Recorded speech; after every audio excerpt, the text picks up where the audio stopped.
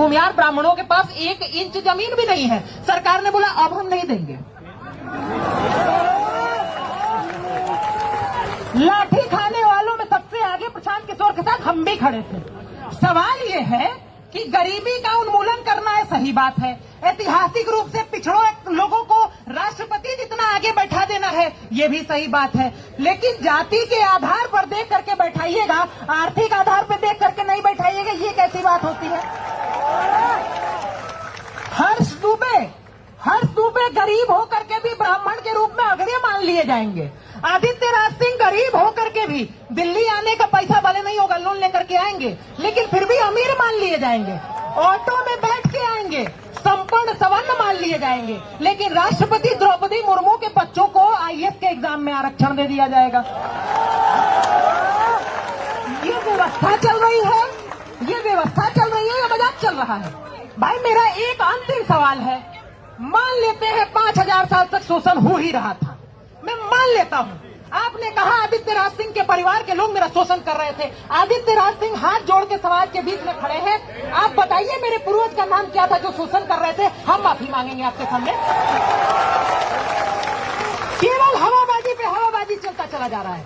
वो प्रधानमंत्री मोदी जो सामान्य वर्ग में जन्म लेते हैं, 1992 में जिसकी जाति को ओबीसी में डाल दिया जाता है, संसद में खड़े होकर के कहते हैं मैं तो अति पिछड़े समाज से आता हूं।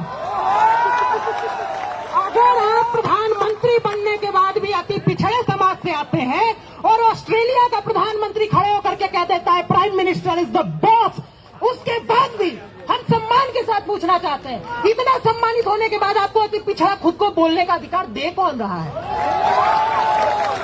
आप एक व्यक्ति नहीं थे, आप हमारे प्रधानमंत्री थे। जब हमने आपको पिछड़ा नहीं माना तो आपने अपने आप को पिछड़ा कैसे मान लिया? इन सवालों पे कोई बात ही नहीं कर रहा है। हर दुबे ने कह दिया, आदित्य राज सिंह ने कह दिया कि भाई आर्थिक आधार पे आरक्षण दे दीजिए। कह रहे हमारा हक छीनना चाह रहे हो। मेरे भाई तुम 90% हो इस देश में, तो तुम ही दावा करते हो। तो अगर आदित्य राज सिंह और हर दुबे कह रहे हैं कि 50% आरक्षण तुम आर्थिक आधार पे दे ही दो, तो रेशियो के हिसाब से भी 80% तुम्ही को मिलेगा। तो हमको मिल रहा है कि तुम्ही को ज्यादा मिलने वाला है? अभी तो आईएएस नाडाबी के परिवार वाले पूरा लेके चले जा रहे हैं, वो तुमको सही लगता है? इन सवालों पे कोई बात ही नहीं करना चाहता। लेकिन अभी मैं इतना बोल रहा हूं, इसके बाद कहा जाएगा कि ये तो जातिवादी शोषक है, यूजीसी का कानून कहता है। इसके ऊपर भी आवाज होनी चाहिए थी, पहुंचनी चाहिए। दिल्ली में बैठे हुए हैं हम लोग, सरकार कहती है किसी ने अपनी माई का दूध नहीं पिया है। ये एनडीए की सरकार है, आरक्षण कोई हटवा के नहीं देख सकता, आरक्षण पे बात नहीं कर सकता। तो आदित्य राज सिंह अपने पूर्वजों के योगदान की सौगंध खा के कहते हैं 1 महीने पहले दूध मुंह है बच्चों ने हलक में हाथ डाल के इस्तीफा निकाल दिया। 1 महीने पहले। प्रधानमंत्री जी, आप इस देश के सबसे बेहतरीन प्रधानमंत्रियों में से एक हो सकते हैं, इस बात में कोई सवाल नहीं है। लेकिन एक बात ध्यान रखिएगा, शोहरत की बुलंदी भी पल भर का तमाशा है, जिस डाल पे बैठे वो टूट भी सकती है। ध्यान रहे, एक छोटी सी मांग को लेकर के हम लोग यहाँ आए हैं। हमारा देश है, आप कह रहे हैं 5000 साल तक तुम ही राजा हुआ करते थे। आपने कहा देश महत्वपूर्ण है, हमने कहा 550 रियासतें ले लो, लेकिन देश नहीं टूटना चाहिए। हमने कहा मेरे भाई एक सीट जो तुमको आरक्षण में लोकसभा में मिल जाती है, वो छोड़ के किसी गरीब दलित को दे दो। तुम कहते हो नहीं, वो हम नहीं दे पाएंगे। ये कौन सा लोकतंत्र है? ये कौन सा मजाक आप लोगों ने इस देश की व्यवस्था का बना रखा है?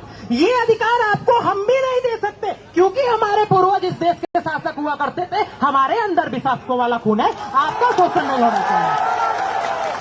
और अगर शोषण करना होता तो आचार्य चाणक्य ने खुले तौर पे कह दिया था पाटलिपुत्र में कि जो हाथ शस्त्र चलाना सिखा सकते हैं वो सर काट भी सकते हैं। उसके बाद भी, इस पे ताली नहीं बजाना था, उसके बाद भी एक धनानंद को उतार के पिछड़े समाज के चंद्रगुप्त मौर्य को बैठाया था।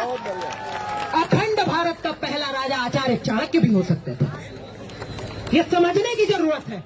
हमने इस देश के लिए त्याग किया है। और जब कहा जाता है कि आप अपने नाम से आदित्य त्यागी हटा दीजिए, नहीं हटा सकते हैं मेरे भाई। उसी वजह से जीते हैं। मौलिक कर्तव्य कहता है अपने देश की संस्कृति विरासत पर गर्व करना आपका कर्तव्य है।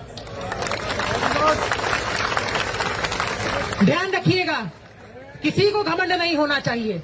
इंदिरा जी को हुआ था, Indira is India, India is Indira, तोड़ दिया गया। हमारे आपके पूर्वज ही वहां भी मौजूद थे। दलितों ने कहा हमारा शोषण हुआ है, आरक्षण दे दो। पंडित नेहरू पंडित हुआ करते थे, बोले ले जाओ, तुम्हारा शोषण नहीं होना चाहिए। तुमने कहा पिछड़ों का भी हुआ, उन्हें क्यों नहीं मिलेगा? बीपी सिंह ने कहा क्यों नहीं मिलेगा, जाओ लेके चले जाओ, तुमको मिलना चाहिए। आज स्थिति क्या बना दी गई, हमको और आपको गाली दिया जाता है, कानून बना के शोषक बता दिया जाता है। ये नहीं होना चाहिए। सरकार की गलतफहमियां दूर होनी चाहिए। श्रद्धेय अटल बिहारी वाजपेयी जी ने एक बात कही थी, एक कह के अपनी बात समाप्त करता हूं, क्योंकि आदित्य राज सिंह महत्वपूर्ण हो सकते हैं, लेकिन उससे ज्यादा महत्वपूर्ण ये सब। श्रद्धेय अटल बिहारी वाजपेयी ने कभी कहा था कि कभी थे अकेले हुए आज इतने, नहीं तब डरे तो भला अब डरेंगे। कभी थे अकेले हुए आज इतने, नहीं तब डरे तो भला अब डरेंगे। विरोधों के सागर में जाएंगे, मौत अपनी मरेंगे।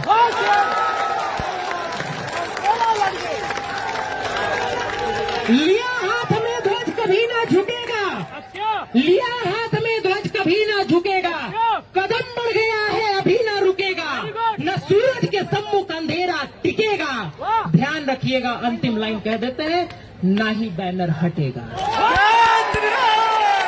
भारत माता की, भारत माता की, भारत माता की। हम समाज के लोगों की एकता की, हमारी जीत की, हमारी जीत की। याद रखिएगा, भगवान कृष्ण ने कहा था सब होगा, कैसे होगा इस पे विश्वास रख लीजिएगा, तो वैसे होगा। बहुत धन्यवाद।